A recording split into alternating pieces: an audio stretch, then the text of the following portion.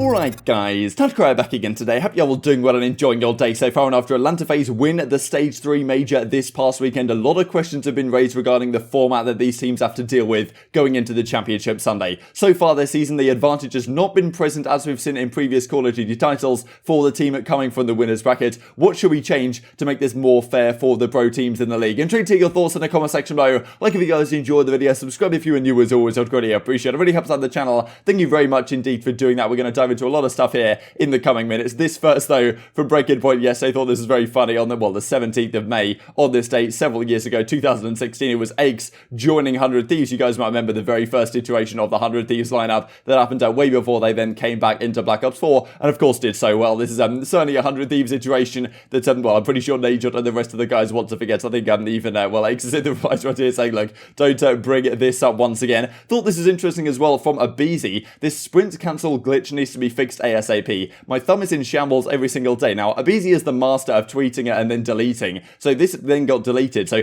I don't really know what this is. If you guys are aware of what the sprint cancel glitch is, I'd be intrigued to hear about it because, Bants you see liking this tweet as well. So, I think some people were pointing out the fact that he deleted this tweet maybe means, okay, yeah, FaZe are using some sort of glitch that a lot of people aren't aware of. So I don't know if that's necessarily the case. Given Bants likes it, you imagine that Bants is also aware of whatever this glitch happens to be. Maybe it's something that happens kind of naturally, but I'm not really sure exactly what is going on here. And another crazy aBeZy statistic, this from Radlevin Stats, he has 5 aces so far this season. Half the league doesn't even have one. So you look at all the players in the league, the 48 players or whatever, 20 odd of them I suppose have an ace so far this season, but aBeZy has 5 of them to his name, which is honestly pretty incredible stuff. Shows the talent that this guy has in the search and destroy, but also the play style that he brings to the table. Very exciting player and it's certainly team to watch. And speaking really of, FaZe's search and destroy, that is one of the big discussions when we go in to discuss the best 9 grand finals, right? The fact that there's 4 search and destroys in the grand finals, meaning really that the best search and destroy team in the game is probably going to win the grand finals. We saw that really in pretty much all the majors we've seen so far. FaZe were incredible at search and destroy in stage 1. Then in stage 2, their search and destroy fell off and Toronto kind of exposed them in that game mode. Then in stage 3, they're back on their BS in search and destroy. And guess who wins the championship once again? So very interesting stuff. We'll dive into that in a second. As Scump says though, LAN is coming back so soon. Excited to be back. This online era has been riddled with tech issues and ping discrepancies, which is understandable, but man, nothing hits like a local area. And says in reply to my criteria, I don't think it'll make the biggest difference in necessarily placings, but it's an even playing field, so it leaves no what ifs. So okay, that's honestly very exciting stuff to see. Of course, the stage 4 major, June 17th or something along those lines, is going to be taking place in a local area network environment. Finally, we're going to get back in business on that front. So exciting stuff all around. But one of the big discussions is, when this indeed does return to LAN, are we still going to be dealing with the same format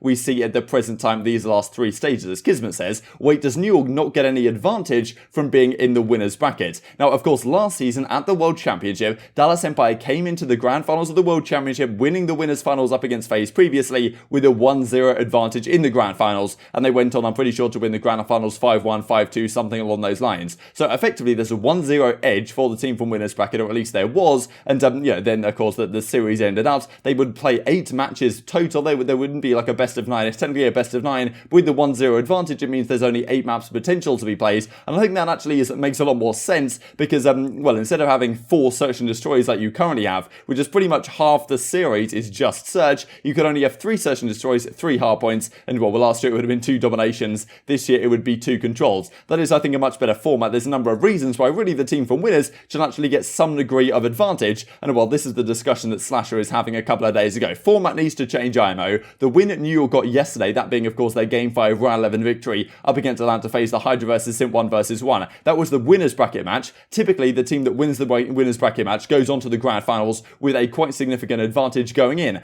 Now, of course, this year, that really hasn't been the case at all. The advantages that were honestly pretty minimal, as we're going to dive into. And the Slash also says, teams starting with buys in losers at champs, that's absolutely whack, right? The advantage of being a high seed should be to play a low seed round 1, not starting in winners round 3 or whatever. So the fact that the teams are getting buys in losers, I'm not 100% sure what the champs format looks like. Of course, right now, teams are getting buys in the losers bracket in terms of how the major works out. Teams like OpTic, for example, Minnesota Rokkr, they dropped down into kind of the second round of the losers bracket because they were 4th place in their group. At World Championship, I'm not sure that is the case, to be honest, because I'm pretty sure that all 8 teams will just play like a double elimination bracket format type thing. That's how I expect it to be. But maybe you could argue that the bottom 4 teams in the league should actually still somehow get a spot down down there in the losers bracket already, they of course could do something like that. I'm pretty sure that's what they did last year at the World Championship. But this year, only 8 teams are going to be making it, as we have been discussing. So Sasha not particularly happy about it. And well, what Maven says, big advantage for New York coming out of winners is the vetoes. Now,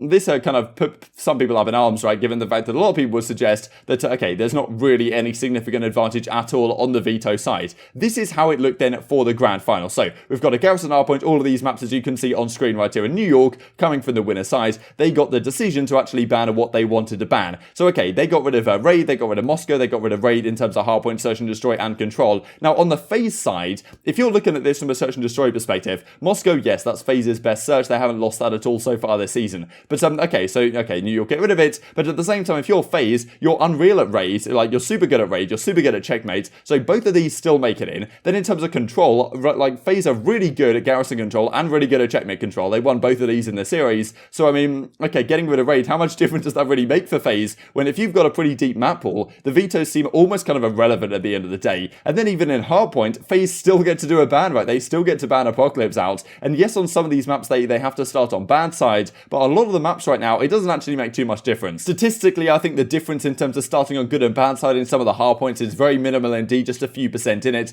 And then, of course, in Search and Destroy and Control, in theory, it doesn't really matter too much, right? Because if it does go to the round 5, what side you start on doesn't really matter, apart from maybe getting streaks early on if you start on defense on a particularly defense-heavy map. But really, this advantage is very minimal indeed. And last year, we would see at the very least a 1-0 advantage. The team from winners has earned their way all the way through, and you could certainly well argue they deserve some sort of advantage coming from the winners bracket, as we've seen throughout Call of Duty history. And it's kind of interesting, right? Because in previous Call of Duty titles, we tend to see that the team from winners bracket will win the grand finals almost all the time. This is the stage 1 bracket. Atlanta FaZe did indeed beat Dallas in the grand finals, with of course a 0-0 game to start things off. They win this 5-2 here in the grand finals, but the 2 majors since then, apart from this one, have both been won from the losers bracket. And this is the thing, it's not only the fact that the winners team doesn't have an advantage, but it's arguably the winners team is at a disadvantage because of the bracket run that a team and losers can make and the momentum that they can build. You can see right here Toronto, who won the last major 5-3 in the grand finals against FaZe. FaZe of course got no advantage at all. Even if they'd had a 1-map advantage, you could still argue they'd have lost the series. But the problem is for the FaZe side is that, okay, Toronto beat Minnesota Rokkr, they beat Dallas, and then they beat FaZe in the grand finals. All these matches played on Sunday. They had the opportunity to build a lot of momentum, whereas FaZe came into the grand finals super cold, you could say, and just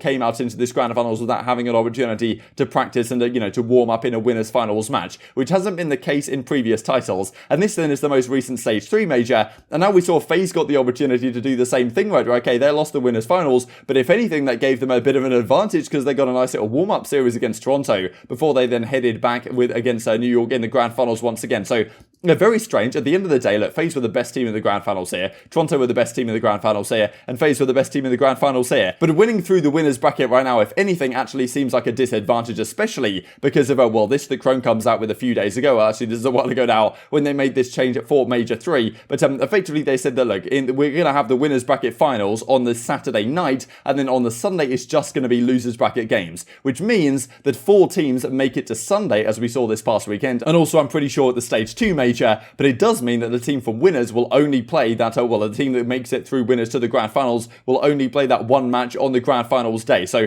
very interesting stuff. I think a lot of pros have been very frustrated about the fact that it doesn't really seem that the team from winners gets any advantage at all. And in previous Call of Duty titles, there's always been some significant advantage. This is a poll from Crone way back on the 8th of March now, discussing, okay, which format in the grand finals would be preferred. In Call of Duty history, traditionally, we've had 2 best of 5s. Now, I think that's, it tends to be the way it goes, that the team from winners has to just win 1 best of 5, the team from losers has to take all 2. Now, I think that can be quite confusing for new viewers. Personally, I don't mind the whole best of 9 winners bracket at 1-0 idea, but best of 9 just flat out as it is, I think is honestly kind of ridiculous, and there's a number of reasons why I would like this to be changed. First of all, to actually give the team from winners an advantage, actually give some benefit to actually winning through the winners bracket. Surely that's something that you want to do. That's something which is pretty much present in all across the board. Then second of all, you've got the fact that, okay, there's no 4 search and destroys in the series, because if you're a team that's so good at search, I mean, look at this, you're playing Checkmate Search, Miami Search, Raid Search, and Express Search all in a series. That seems kind of ridiculous to me, and also as a European viewer, having only 8 maps in a series instead of 9 would mean that it finishes somewhat earlier. So there's a few advantages to this from my perspective at the very least. Also wanted to finish off the video with a couple of interesting things. These were the viewership stats for Major 3. Was very impressed, to be honest, the fact that Ultra versus OpTic got 135 odd thousand viewers, which is impressive, especially especially I think given it's the middle of the season. Typically, at the start of the season, viewership's great, then it drops off, then it really ramps up again towards the World Championship. So thought this is a very good sign, to be honest, especially given the fact that LAN is just around the corner. And just thought I'd mention this as well. I know there's no chance that I'd ever win something like this, but I just thought I'd make you guys aware that the Esports Awards, like nominations or something, are closing in a couple of days. So if you wanted to give a shout out or something to College COD for the Collegiate Awards, or maybe, you know, your favourite COD content creator, COD streamer, COD personality, whoever that might happen to be, then at esportsawards.com/nominate. The link and all that good stuff will be down below. But intrigued to hear your thoughts on all this stuff in the comment section below. Hope you guys enjoyed the video. If you did enjoy it, I'd greatly appreciate a like on the video. It really helps out the YouTube algorithm. Like you enjoyed this content, other people like you may enjoy this content as well, and I've grown the competitive Call of Duty community. Thank you for watching as always. Take care, and I will see you next time. Drazah dead, hitting on. Last guy P2, last guy from P2. I'm looking over you too. I'll look over. Across. Method is one shot on the. I'll look at it. I'll look right. Nice, they're hitting P2. Okay, I'm helping. We have the double cross, guys. Four. Nice, I'm getting in. Yo, you saw him go young. LA City got 2. They went the nade, that's my source. Woo! I'm hard blocking. Wood stairs, stop playing it. One on me.